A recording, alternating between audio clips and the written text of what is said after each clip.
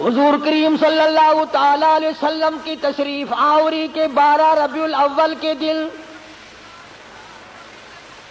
جناب ابو بکر صدیق رضی اللہ تعالیٰ عنہ کی زندگی میں خلافت میں 2 مرتبہ 12 ربیع الاول آیا، جلوس نہیں، جشن نہیں۔ فاروق اعظم رضی اللہ تعالیٰ عنہ کی خلافت کے دور میں 12 مرتبہ 12 ربیع الاول کی تاریخ آئی، مدینے کی گلیوں میں کوئی جلوس نہیں۔ حضرت عثمان ذی النورین رضی اللہ تعالیٰ عنہ کی خلافت کے دور میں 12 سال تک 12 دفعہ ربیع الاول آیا، مدینے کی گلیوں میں کوئی جشن جلوس نہیں۔ حضرت علی رضی اللہ تعالیٰ عنہ کی خلافت کے دور میں 5 مرتبہ 12 ربیع الاول آیا، کوئی دور نہیں، کوئی جلوس نہیں، کوئی جشن نہیں۔ سیدنا امیر معاویہ رضی اللہ تعالیٰ عنہ کی خلافت کے دور میں 12 ربیع الاول 19 مرتبہ آیا، مگر کوئی جلوس نہیں۔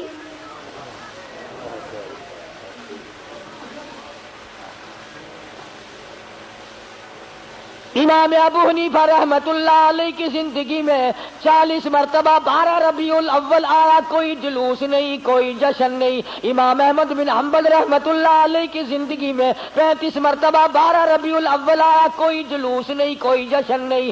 امام شافعی رحمت اللہ علیہ کی زندگی میں 47 مرتبہ 12 ربیع الاول آیا، کوئی جلوس نہیں۔ علامہ ابن تیمیہ کی زندگی میں 35 مرتبہ 12 ربیع الاول آیا، کوئی جلسہ جلوس نہیں۔ علامہ سید عبد القادر جیلانی پیران پیر رحمت اللہ علیہ کی زندگی میں 41 مرتبہ 12 ربیع الاول آیا، کوئی جلسہ جلوس نہیں۔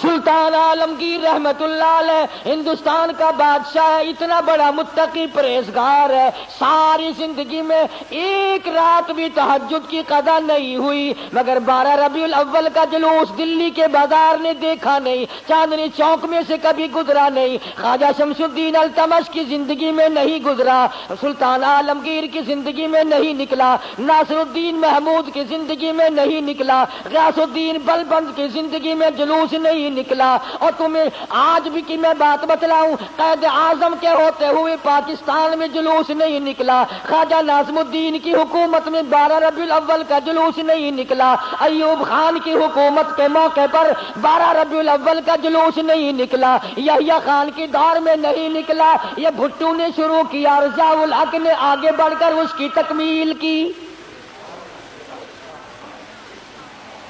تمہیں پتہ نہیں ہے یہ نبی کا جلوس نہیں ہے؟ چور جب چوری کرتا ہے کتوں کو ٹکڑا ڈالا کرتے ہیں، یہ بھونکے نہ، تمہیں تماشے میں لگا کر اپنا کام کرنا چاہتے ہیں۔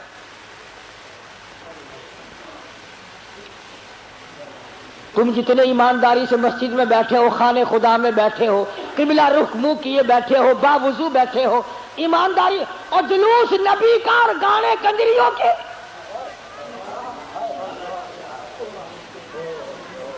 اندازہ لگا۔